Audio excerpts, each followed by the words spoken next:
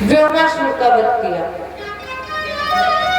ये व्योमासुर बैल बन करके आया, सिंहों से ब्रज की दीवारों को ढालने लगा। भगवान बाहर निकले और इस व्योमासुर के पकड़े दोनों सिंह और पीछे की तरफ धक्का देकर एक बार और आगे झटक दिया। और जैसे ही ये मुंह के बल गिरा, ऊपर से मुष्टि का प्रहार किया। और जैसे ही हमारे बिहारी जी ने मुष्टि का प्रहार किया, वैसे ही व्योमासुर का भी उद्धार हो गया। जय बोलो कृष्ण भगवान की। परमात्मा ने 5 तत्वों को शुद्ध किया।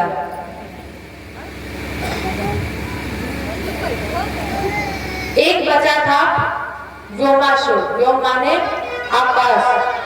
और जब 5 तत्व संतुलित हो गए तो प्रकृति का प्रदूषण समाप्त हो गया।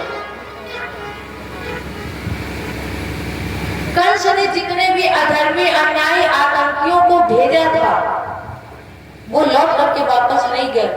कृष्ण ने उन सबका उद्धार कर दिया। और नारद जी ने सोचा कि अगर ये एक एक करके ऐसे ही उद्धार करेंगे तो जाने कितना समय निकल जाएगा। तो नारद जी ने वीणा उठाई और तारों को झनकारा। और जैसे ही तारों को झनकारा, गाते हुए गए, श्रीमन नारायण नारायण नारायण, श्रीमन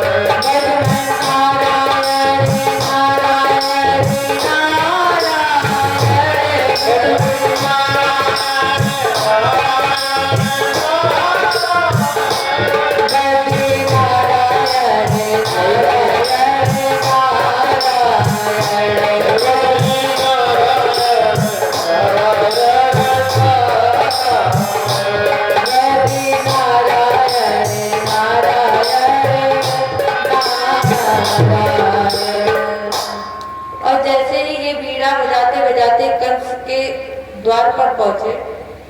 कंस ने आसन छोड़ दिया और प्रणाम किया, आइए गुरुदेव।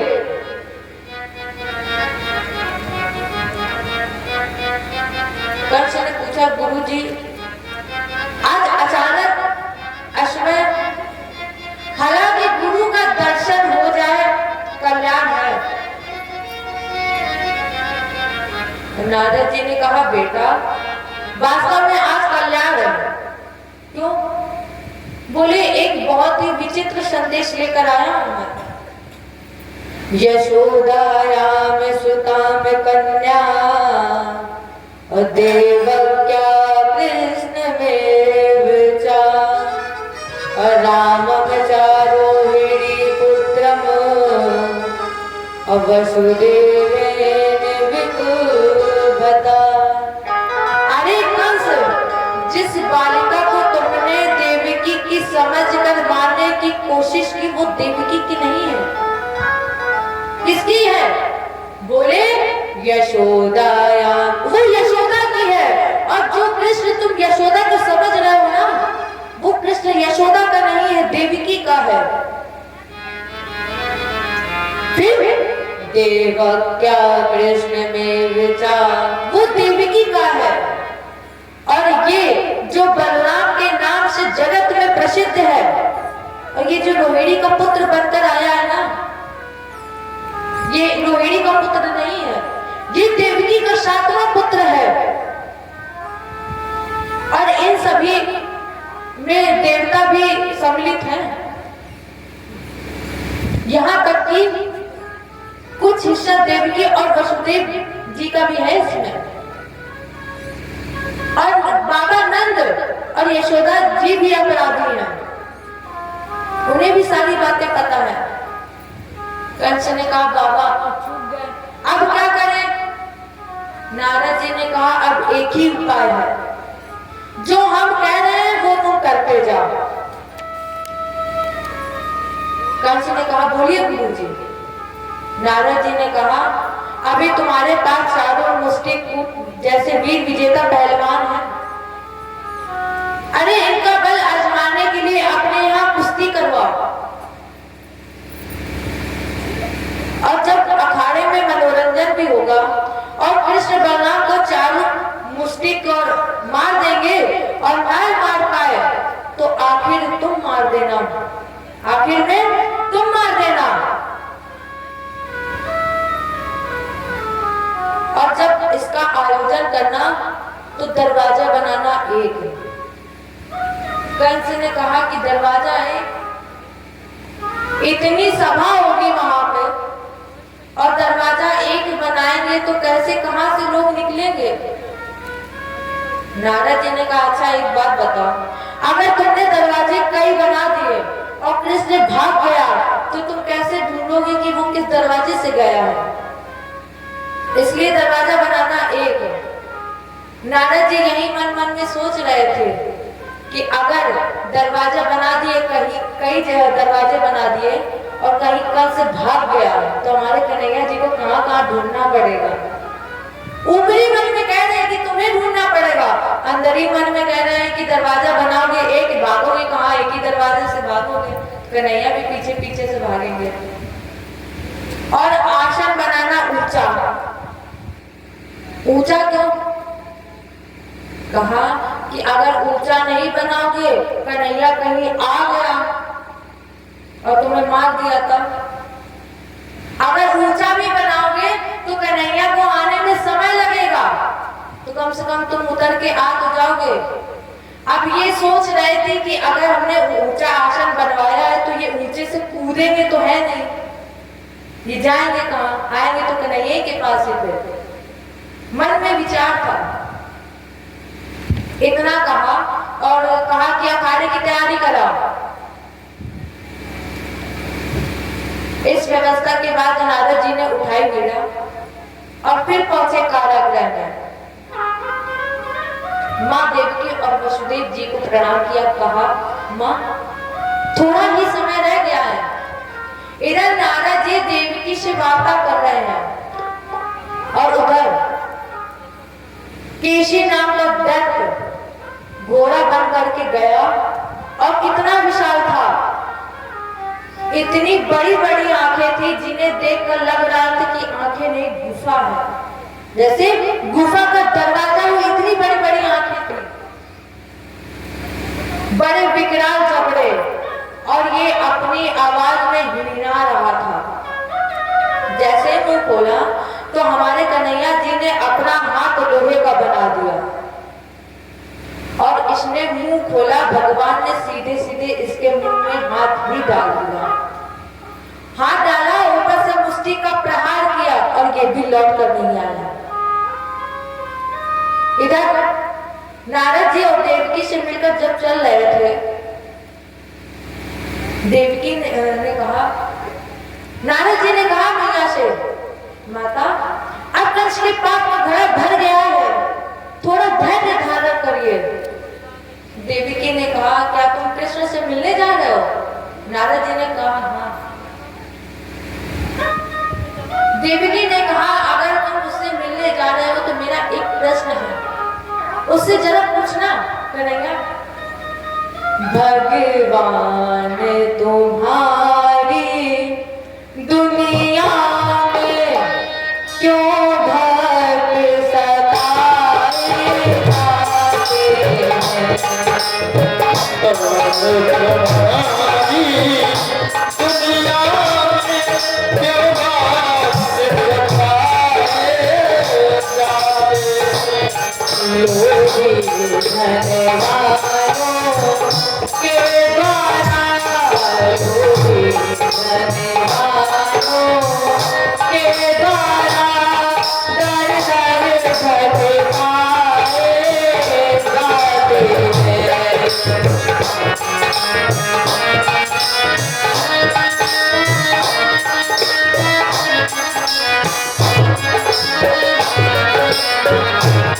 जिसने श्री चरणों में सौंपी,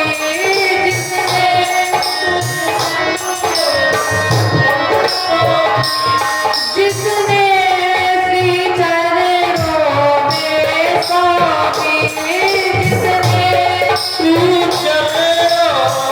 में सौंपी, प्रभु अपने जीवन दिया तो प्रभु अपने जीवन दिया तो भगवान ने तुम्हारी दुनिया में, भगवान ने तुम्हारी दुनिया में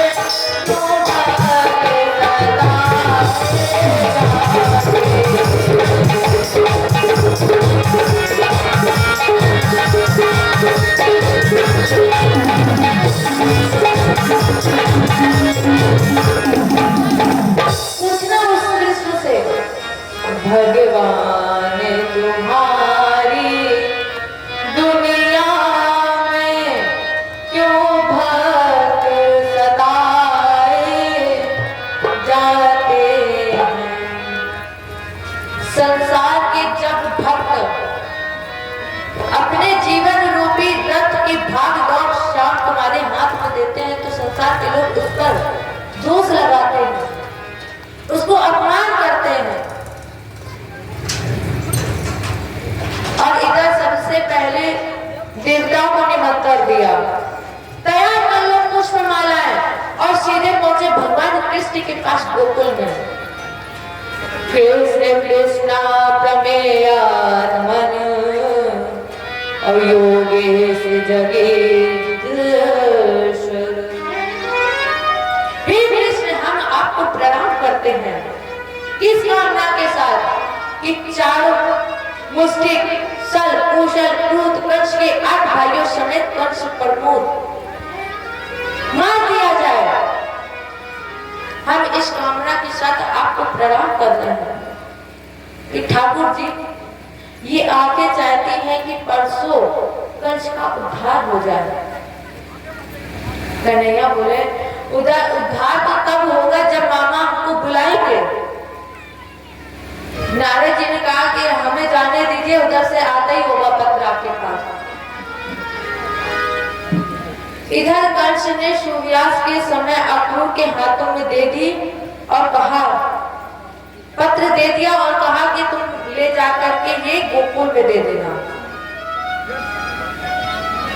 सुबह उषा काल में रथ तैयार किया और तैयार करके उसमें जो घोड़े लगाए वो हवा की तरह तेज चलने वाले हैं। और लेकिन ये रथ पहुंचा कब है?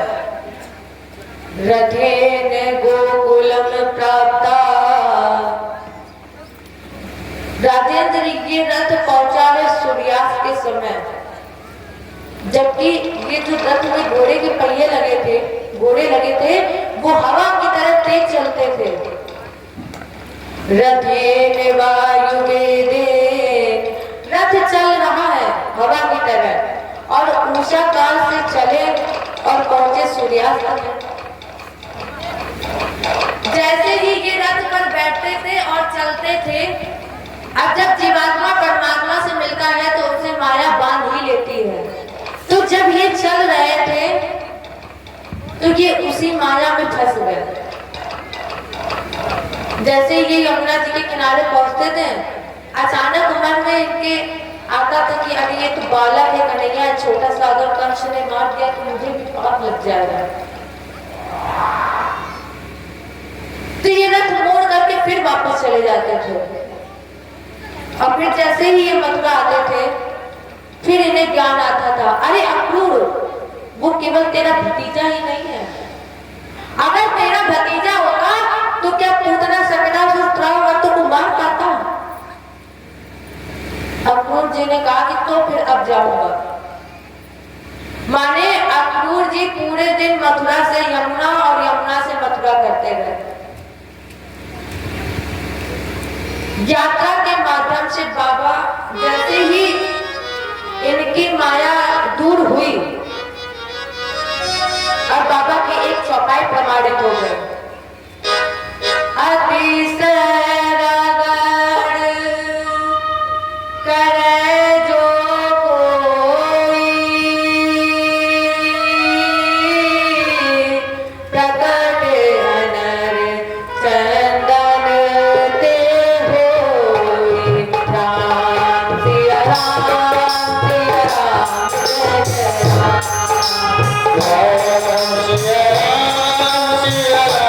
जय जय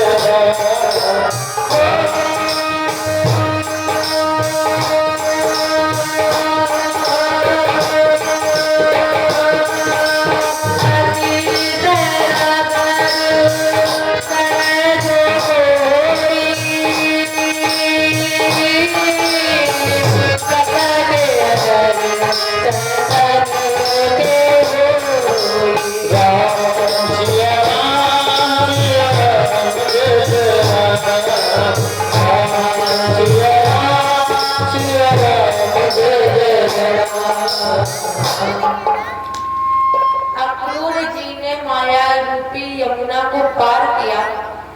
सूर्यास्त हो चुका था तो हमारे ठाकुर जी गौए चराकर वापस जाए। छोटे छोटे चरण चिन्ह दिखे और छोटे छोटे चरण चिन्ह उस यमुना जी की बालों पर बने हुए थे। जैसे उस पद चिन्हों को देखा, चरण रज भगवान की मस्तक पर धारण कर लिया। ने मनोरथान सर्वा, जैसे अक्रूर जी ने भगवान की चरण रज अपने मस्तक पर धारण की, जितने भी रास्ते के मनोरथ थे वो सारे के सारे केवल चरण रज प्राप्त करने से पूर्ण हो गए। सूर्यास्त के समय इन्होंने रथ रोक दिया और बाबा नंद ने इनका स्वागत किया। जब ये शयन कक्ष में गए, भगवान के साथ पहुंचे,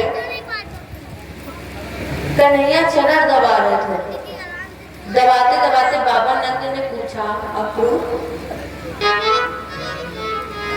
चर्चा कर रहे थे कि क्या हुआ है? हम आपका स्वागत करते हैं, लेकिन आज आपके आने का उद्देश्य क्या है? अक्रूर जी ने धीरे से पत्र निकाला और बाबा नंद के हाथ में दे दिया। जैसे ही बाबा नंद ने उस पत्र को पढ़ा, उनके नेत्रों से अश्रु आ गए। बाबा नंद ने मैया यशोदा को दिया पत्र। मैया यशोदा भी रो पड़ी। कन्हैया ने पूछा, चाचा क्या लिखा है इस पत्र में कि इस पत्र को पढ़कर ही बाबा और मैया रोने लगी। अक्रूर ने कहा, कन्हैया तुम्हें मामा ने बुलाया है, तुम्हें कंस ने बुलाया है और हम ये चाहते हैं कि तुम उनका पत्र अस्वीकार कर दो, तुम जाओ मत। कन्हैया ने कहा, चाचा आज 11 साल में पहली बार मामा को मेरी याद आई है और जब मामा मुझे बुला रहे हैं आप कह रहे हैं कि मत जाओ। अरे चाचा मैं जाऊंगा, मुझे 11 साल में पहली बार मामा ने बुलाया है। इधर आ जाओ इधर। और इसके बाद भगवान बलराम भैया के साथ मैया यशोदा के पास पहुंचे। मैया यशोदा रो रही है। कन्हैया ने कहा, मैया 3 दिन की तो बात है, हम लौट आएंगे। मैया अगर मैं मथुरा चला गया तो मुझे माखन कौन खिलाएगा? इसलिए मैया आज हमें जी भर के माखन खिलाओ, और अगर मैं चला गया तो मुझे वहां माखन खिलाने वाला कौन नहीं रहेगा माँ? इसके बाद राधा जी के पास ये कन्हैया,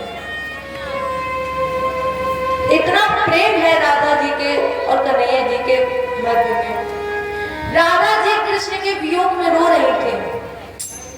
भगवान ने कहा, राधा तुम रो रही हो, तुम्हारे रोने का कारण क्या है?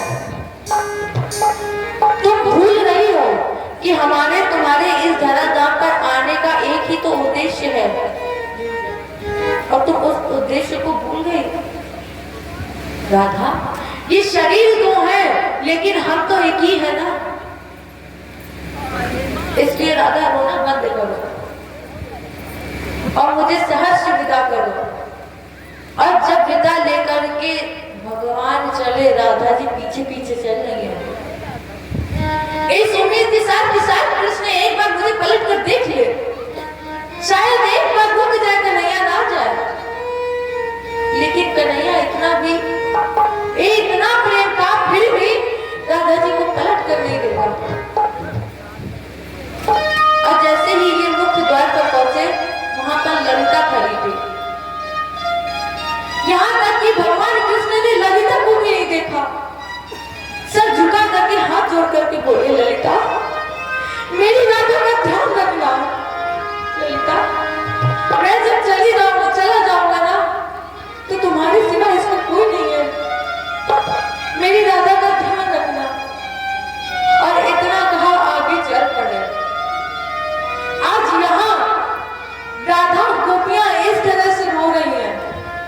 आज वही मैया यशोदा ने दहलीज जलानी है। जब मैया यशोदा कन्हैया बाहर खड़े थे और मैया यशोदा कह रही थी शाम तक तो लौट करके आओगे, आज वही मैया यशोदा ने उस दहलीज को भी नाम दिया और कहा, कन्हैया मत जाओ, और तुम चले जाओगे तो मेरा क्या होगा? कन्हैया लौट आओ। हे कन्हैया, तुम्हारे बिना मेरा क्या होगा? जाते हो छोड़ करके, तुम चले जाओगे तो हम कैसे जिएंगे? राधा भाग रही है पीछे पीछे, ललिता तक कुछ नहीं कह रही है, सभी गोपियां भाग रही। जाते हो छोड़ करके कैसे जिएंगे,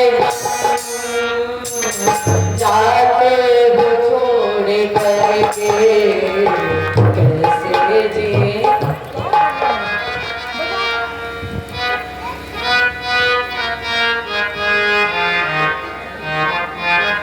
आज सभी गोपियां रो रही हैं और उसी मैया ने आज दहलीज जलान दी है और रो करके कह रही है, ठाकुर जी ही कन्हैया मत जाओ, तुम्हारे बिना मेरा क्या होगा, कैसे रहेंगे हम इस जग में? जाते हो छोड़ करके कैसे जिएंगे हम, जाते हो छोड़ करके कैसे जिएंगे हम, बेदर्द बन गए हो।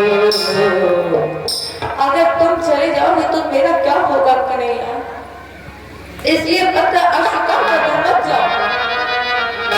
बेदर्द बन गए हो, कैसे जिएंगे हम, बेदर्द बन गए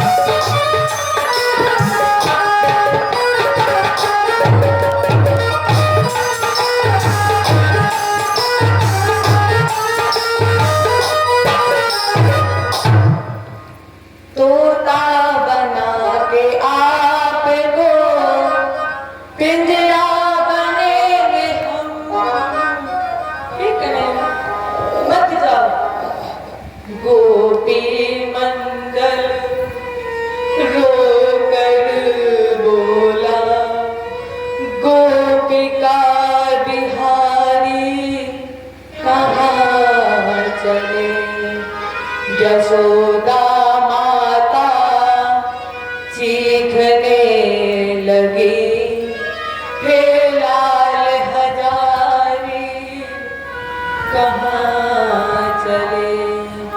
गोवर्धन से आवाज उठी, हे गिरधारी कहाँ चले। वृंदावन का वन बोल उठा, हे विपिन बिहारी कहाँ चले। आज गोवर्धन भिक्षु किया है और कह रहा, हे कन्हैया कहाँ जा रहे हो छोड़ करके। और जैसे ही अक्रूर जी ने रथ तैयार किया, कन्हैया रथ पर बैठे, बलराम भैया रथ पर बैठे, रथ चलने लगा। और जैसे ही रथ चल रहा, उसी के पीछे पीछे मैया यशोदा गोपियां सभी भाग रही, राधा रानी भाग रही और कह रही है, दिलदार यार प्यारे गलियों में मेरी आजा। दिलदार यार प्यारे गलियों में दिलदार यार प्यारे गलियों में मेरी आजा।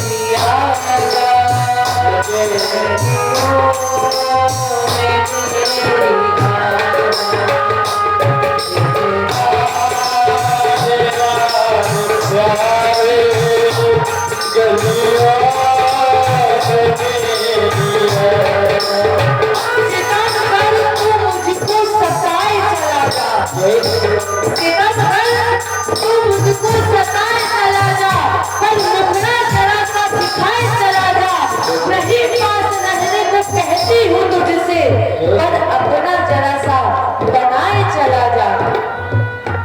दिलदार यार प्यारे गलियों में मेरी आजा। दिलदार यार प्यारे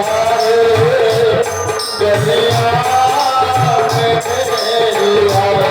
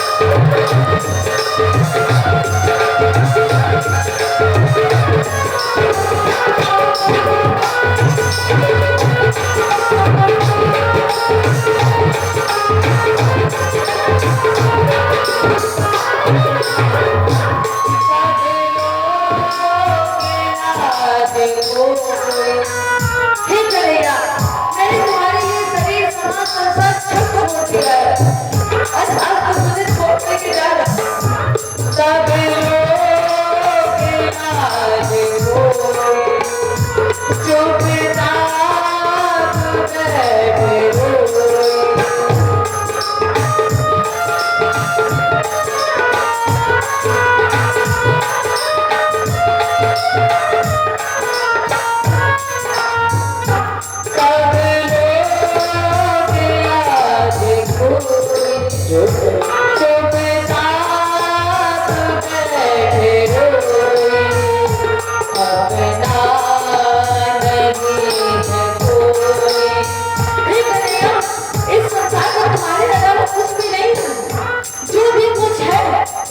चुपचाप बैठे हो।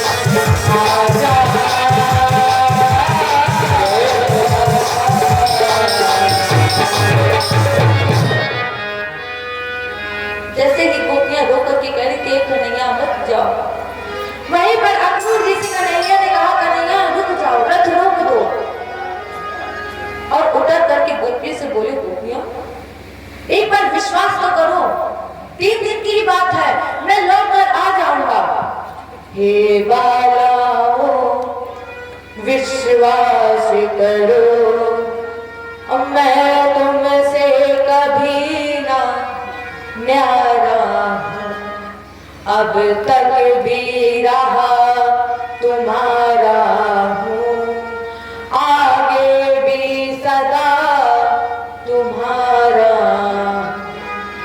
गोपियों विश्वास करो, आज तक कृष्ण तुम्हारा था, तुम्हारा है और तुम्हारा ही रहेगा। अच्छा एक बात बताओ, कौन सी ऐसी वस्तु है जो मेरे पास है जिसे मैंने अपने से कभी दूर नहीं किया? राधा जी ने कहा है एक वस्तु ऐसी। कन्हैया ने पूछा कौन सी है ऐसी वस्तु? राधा जी ने कहा मुरली।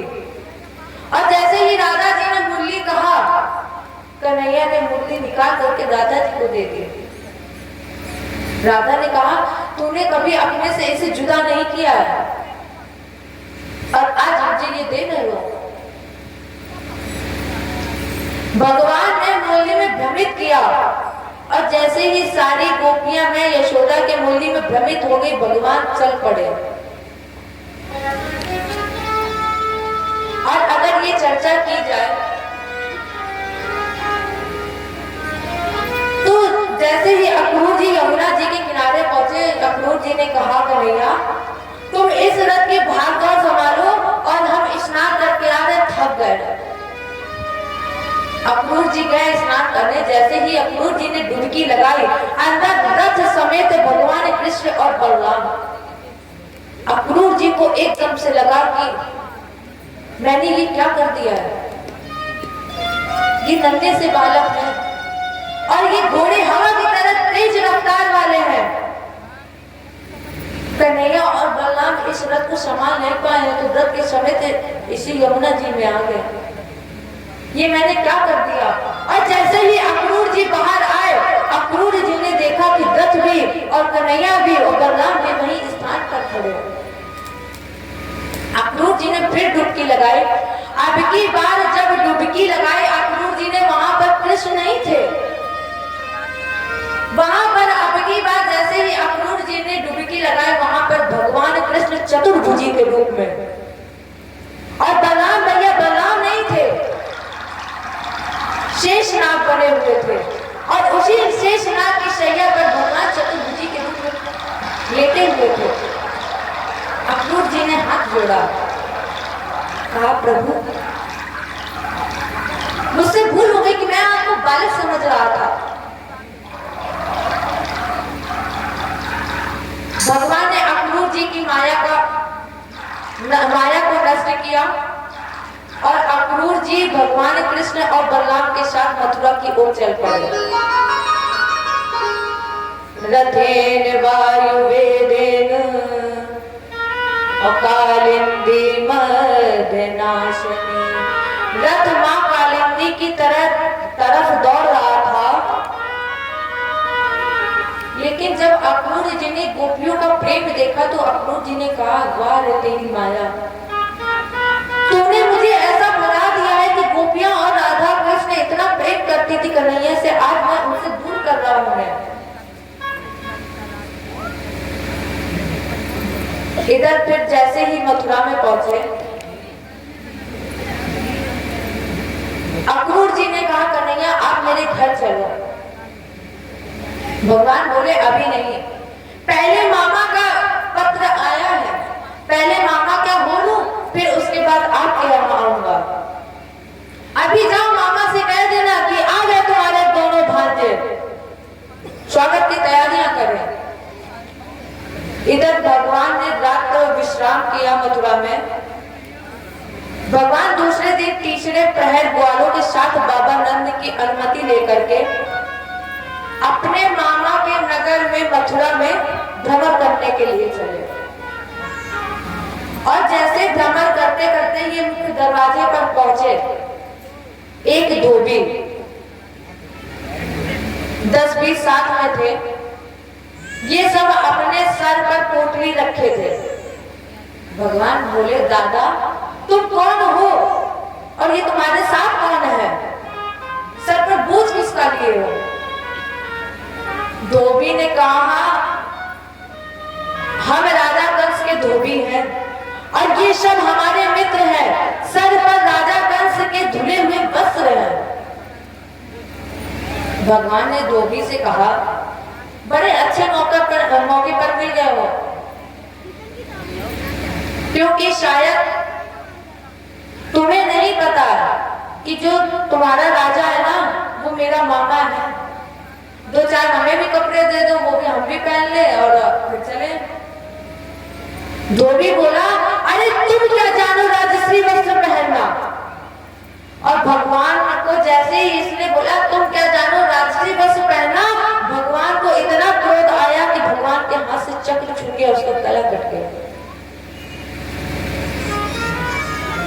भगवान को इतना क्रोध आया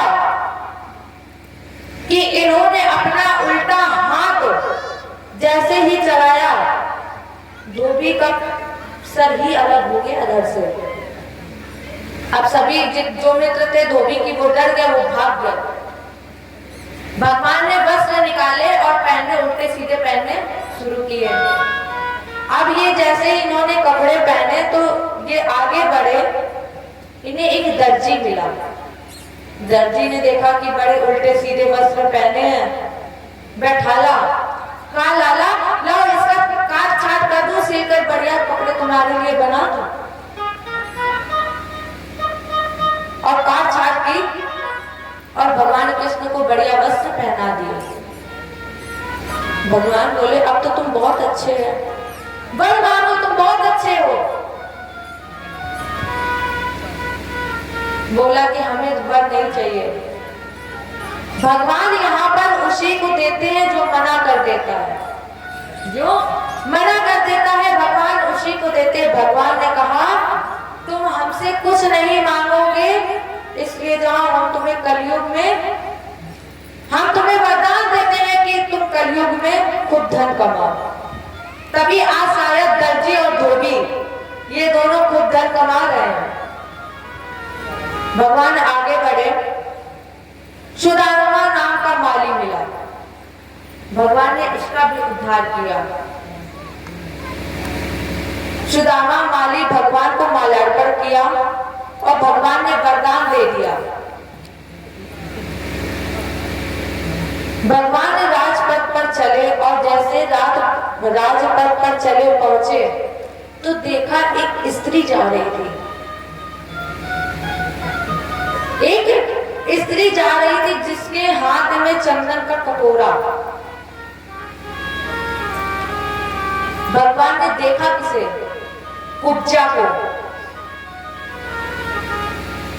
इसके तीन तेड़ क्या है जरा सुनिएगा। पहले भगवान ने पूछा कि देवी तुम कौन हो? कुब्जा बोली मैं कंस की सबसे सुंदर दासी। वही स्त्री जो अपने आप को सुंदर बोल सकती है, जो जिसे अभिमान हो कि मैं सबसे सुंदर दासी हूँ, सबसे सुंदर हूँ मैं। तो जैसे ही भगवान ने उससे पूछा तो देवी तुम कौन हो? कुब्जा बोली मैं कंस की सबसे सुंदर दासी हूँ। लेकिन इसके तीन तेड़ क्या है? पहला तेड़ मन। मन से क्या करना चाहिए हमें?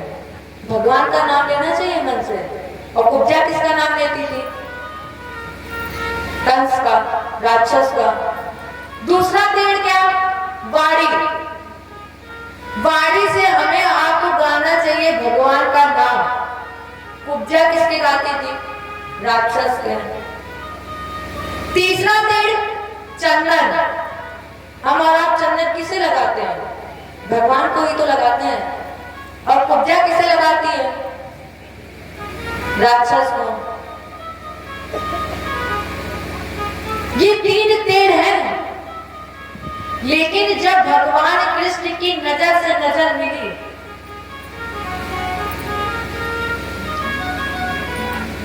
और इनके नजरों में ही क्या जादू है। जैसे ये नजर से नजर मिली और भगवान के मस्तक पर चंदन लगा रही थी। एक बार चंदन लगाया, दूसरी बार चंदन लगाया, इतना ये नजरों में फंस गई कि अगली बार पूरे मुंह में। जैसे ही कन्हैया के पूरे मुंह में कन्हैया ने हाथ पकड़ा, कुब्जा क्या कर रही हो? कुब्जा बोली काहे कन्हैया, अभी तुमने पिछले जन्म में सूप रखा कही के तुमने कटवा दी हमारी नाक। आप कहो तो हाथ तुम्हारी नाक कटवा दें कि तुम पूरी सभा में मेरे हाथ पकड़े हो। और अगर हम पूरी सभा में बोल दे कि ये हमारा हाथ पकड़े है तो तुम्हारी बचेगी।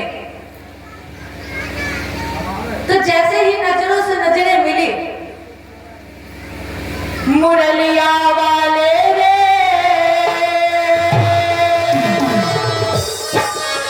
सावरिया प्यारे रे, मेरा दिल तुझ पे कुर्बान। मुरलिया वाले रे मेरा दिल तुझ पे